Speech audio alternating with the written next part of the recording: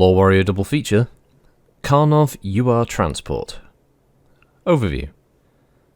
The Karnov tilt rotor design has been in service for hundreds of years. In 2920, New Earth Trading Company, or NETC, began distributing the Karnov to the Inner Sphere. Though they received their entire supply of these vehicles from Comstar, when Comstar revealed the existence of the ComGuard in the early 3030s, they took this opportunity to requisition more of the VTOL units for their own troops. NETC responded to this reduced inventory by building its own manufacturing plant, which came online in late 3043. These facilities brought the availability of the Karnov back to pre-3030 levels. The battle with the clans on Tukiad forced the ComGuard to devote all of its resources to rebuilding, and Comstar abandoned its arrangement with NETC, forcing them to rely on their new plant for production. NETC turned this potential setback into an advantage by setting a design team to work on creating customized Karnov units. The most exciting version to date incorporates recovered technology. Capabilities. The upgraded Karnov is somewhat slower than the original design. NETC reduced the power plant to a DAV 160, accepting a slight reduction in performance to create room for increased defences and cargo capacity. Other than upgrading the vehicle's armour, their most important defensive alteration to the Karnov was the addition of scattergun light machine guns on either side of the unit. Manned by single gunners firing without electrical aids, the machine guns serve to defend a vehicle loading or unloading in a combat zone. This innovation offers a welcome change to relying on the protection of friendly troops operating in the area and has greatly reduced the number of Karnovs lost to enemy infantry. The largely unprotected rotors still represent the vehicle's most vulnerable side. The addition of universal hardpoints to the enlarged cargo bay also allows it to be reconfigured for a wide range of cargo, including conventional or power-armoured infantry and light vehicles. Deployment. The upgraded Karnov first became available in 3055, seeing action that year in a number of units. The 23rd Arcturian Guards produced the most notable action in a raid against Sudeten. Hauptmann General Kilson used a number of Karnovs in an operation to drop small teams of infantry behind clan lines, units assigned to perform sabotage and cause general disruption. After these small unit actions destroyed a star of the 8th Falcon Regulars, Star Colonel Ravel Pride ordered the Inner Sphere teams hunted down. The Karnovs went back into action, successfully retrieving near a third of the troops from the rendezvous points. Now wary of the declared non-combatant status of the Karnov, the Jade Falcons attacked a number of the vehicles as they attempted to land, destroying 8 of the 17 transports assigned to the guards. 3058 Upgrade. Overview. Following the aftermath of the Battle of Tukiad, the bloodied but unbowed ComGuards came to the conclusion that they could both not supply NETC with their Karnov URs and rebuild their own troops at the same time. After little debate, it was made clear to the New Earth Trading Company that the priority of all available resources was to be placed with getting the ComGuard divisions back up to strength as quickly as possible, as opposed to the mere reduction in supplies in 3030 during the unveiling of the massive peacekeeping army. The suspension of the New Earth Trading Company contract was initially devastating, and a severe backlog of Karnov orders would occur. However, as a consolation, Presenter Marshal Foch gave NETC a free license to produce the popular VTOL on their own, and this led to the construction of one of the most recently built manufacturing facilities in existence in the Inner Sphere. The factory on New Earth turns out several hundred customized units per year, a number sufficient to fulfill both military and civilian orders, from the bare-bones cargo model to the more advanced combat models. Capabilities. Finally able to modify the Karnov UR, New Earth Trading Company began looking into addressing the most common complaints, lack of weapons and the dangerously large tilt rotor system. Not willing to make their 30-ton machine cost much higher than the original, they selected only a few options to add on to the rugged design. A low-cost scattergun machine gun was mounted on each side of the fuselage for self-defense, and to save money, these guns are manned by either gunners or infantrymen and are a welcome addition, as they were once defenseless. A switch to ferrofibrous armor also slightly increases the protection levels of the transport. The biggest innovation is a rotor auto-adjustment sensor mounted on the bottom of the Karnov UR's fuselage. The sensor continually updates the computer to the altitude of the surrounding terrain and the trajectory, and when the rotors come within range of striking a ground object or other obstacle. A failsafe will trigger, and this automatically tilts the rotors upward, preventing any accidents.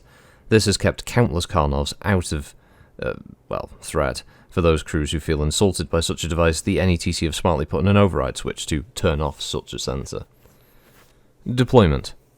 Like its predecessor, the Karnov UR can be spotted among various logistical units, ferrying supplies quickly across landmasses to locations that might not be feasible via dropship or cargo plane.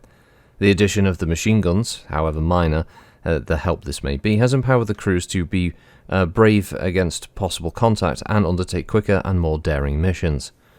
During a raid by the now destroyed Smoke Jaguars and 3058 on McAllister, a battle armour company with the 22nd Deering Regulars initially attempted to deploy via their newly assigned Maxims in an effort to slow down the attacking Nova's advance, only to find that their transports didn't have the capability to fit the entire squad in the cargo bay. Out of time and desperate to get into the fight, the commander of the unit contacted the base's supply department and commandeered their upgraded Karnovs. The transports made up of most of the lost time using their superior speed, and the Maxims followed behind to provide heavy weapon support for the infantry. After they debarked from them, the Karnovs even made a single daring pass against the clan battle armour, weathering deadly return fire to buy their troops time to move into position. Variants. The NETC policy of customization has ensured that configuration of Karnov variants is as widely varied as the users who operate them.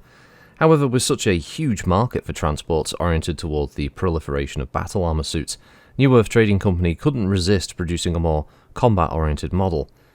Able to lift 2 squads of battle armor with a safer fusion engine, the Karnov BA is equipped with a Guardian ECM suite, an extra half-ton of ferrofibrous armor improves survivability, and for suppression fire, 2 ER medium lasers are mounted in the nose.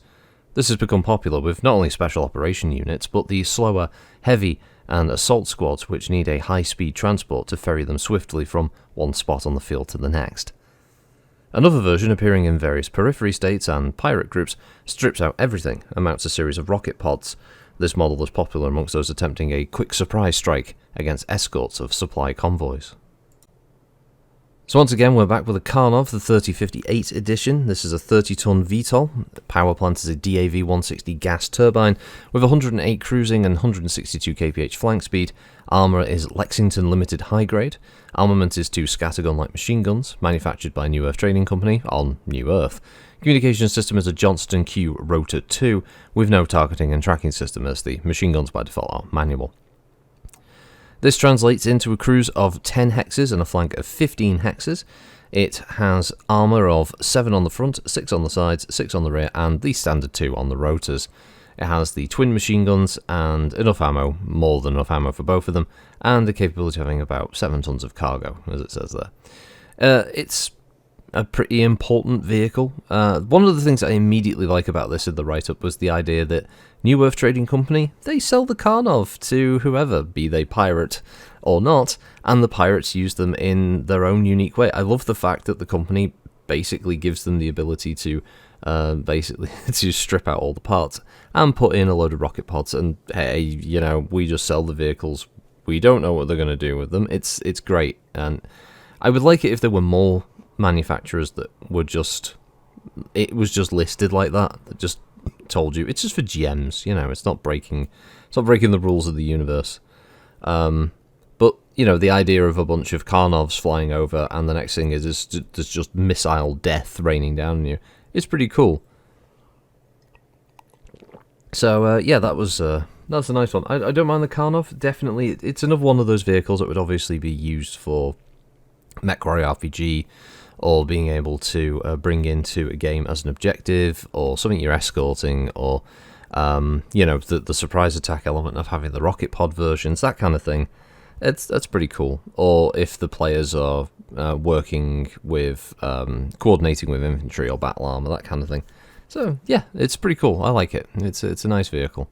Another one of those much needed elements of the BattleTech universe to further expand on a lot of the you know, day-to-day kind of military stuff, and the fact that it's also quite popular within the civilian sector as well. So you can imagine there's all kinds of variants of this being used out there as like transportation for, you know, say like popular bands and stuff may use a civilian version of this to transport all of their gear, for instance, if they're doing gigs across a planet, that kind of stuff. So yeah, there's a lot of different variants and ideas you can come up with. It's a utility vehicle, and yeah, it's quite groovy. Anyway, I'll stop ranting.